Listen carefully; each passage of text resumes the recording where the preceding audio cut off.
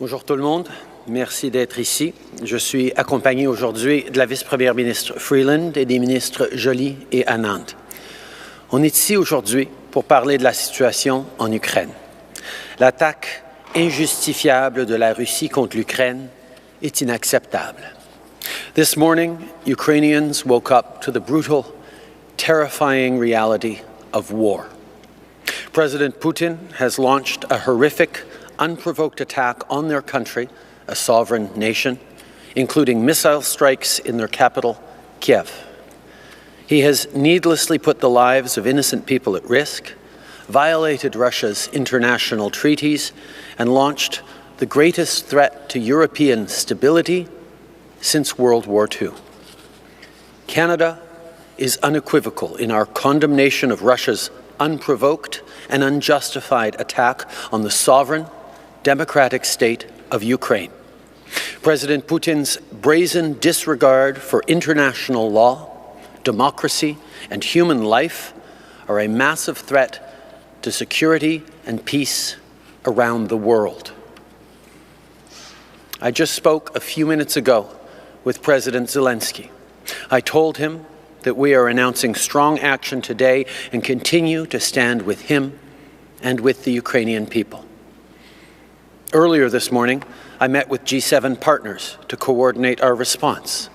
We're also working closely with NATO and our allies.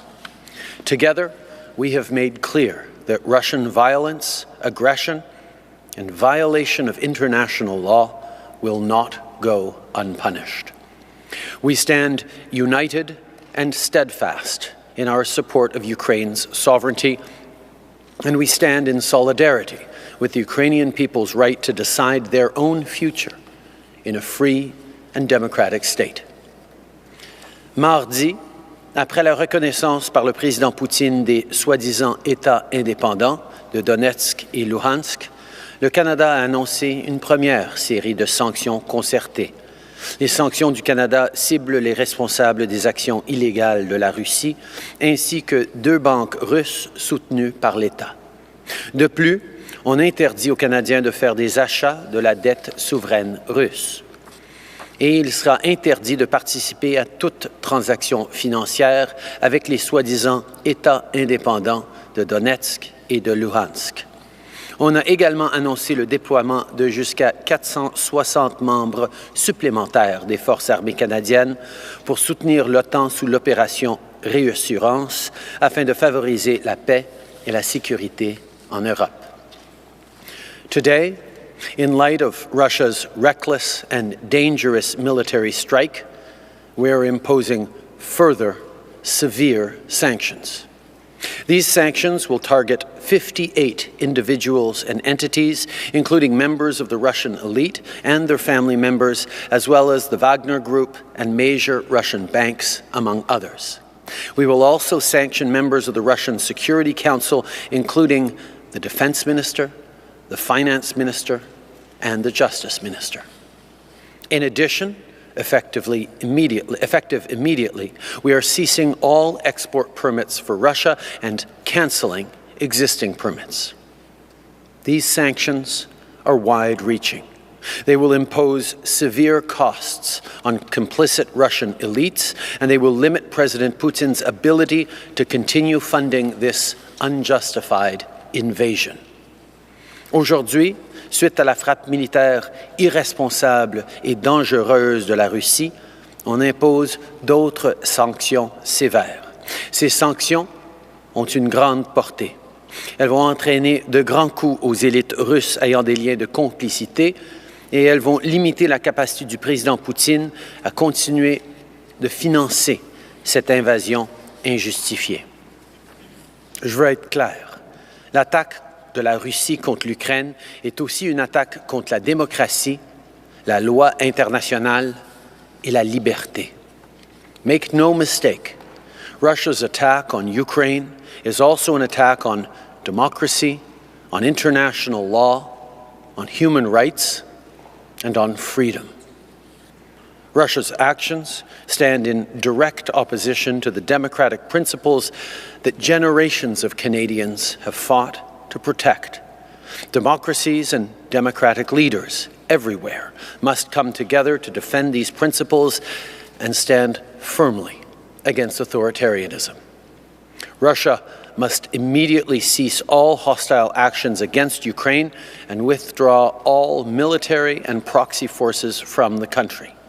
Ukraine's sovereignty and territorial integrity must be respected, and the Ukrainian people, like all people, must be free to determine their own future. I want to be clear. Our quarrel is not with the people of Russia. It is with President Putin and Russian leadership that has enabled and supported this further invasion of Ukraine. La vérité, c'est que la Russie viole la souveraineté de l'Ukraine depuis des années. En 2014, elle a annexé illégalement la Crimée. Depuis, elle n'a jamais cessé de nuire à la démocratie en Ukraine. Et aujourd'hui, le président Poutine a ouvert un nouveau chapitre sombre de cette histoire en lançant une invasion à grande échelle. These are deeply disturbing times for the international community and for people everywhere who care about freedom and democracy. And while the eyes of the world are on leaders, we can never lose sight of the human cost of conflict. Innocent people, including children, are now facing violence and chaos. In these dark hours, Canada's message to the people of Ukraine is this: you are not alone. We are standing with you.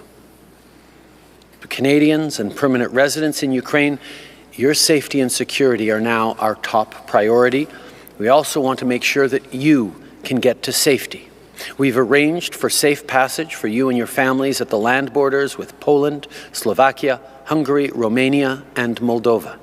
We are urgently issuing travel documents for affected Canadians, permanent residents, and their immediate family members. We're also prioritizing immigration applications for Ukrainians who want to come to Canada. And to ensure we can serve people as quickly as possible, today we are launching a new dedicated phone line for anyone at home or abroad with urgent Ukraine-related immigration questions. Aux Canadiens et aux résidents permanents du Canada qui se trouvent en Ukraine, votre santé et votre sécurité sont notre priorité absolue.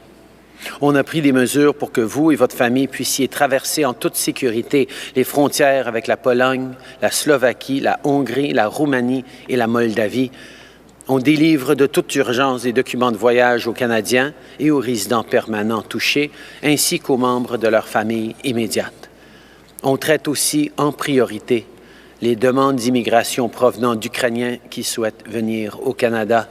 Et pour être certain de pouvoir servir les gens le plus rapidement possible, on lance aujourd'hui une nouvelle ligne téléphonique spécialement conçue pour les gens qui sont ici ou à l'étranger, qui ont d'urgentes questions à poser sur l'immigration en lien avec l'Ukraine. Last night, I spoke with Ukrainian Canadians at the Ukrainian-Canadian Congress board meeting. I told them that President Putin has underestimated the strength and unity of democratic allies and partners, and he has underestimated the strength and resolve of Ukrainian people.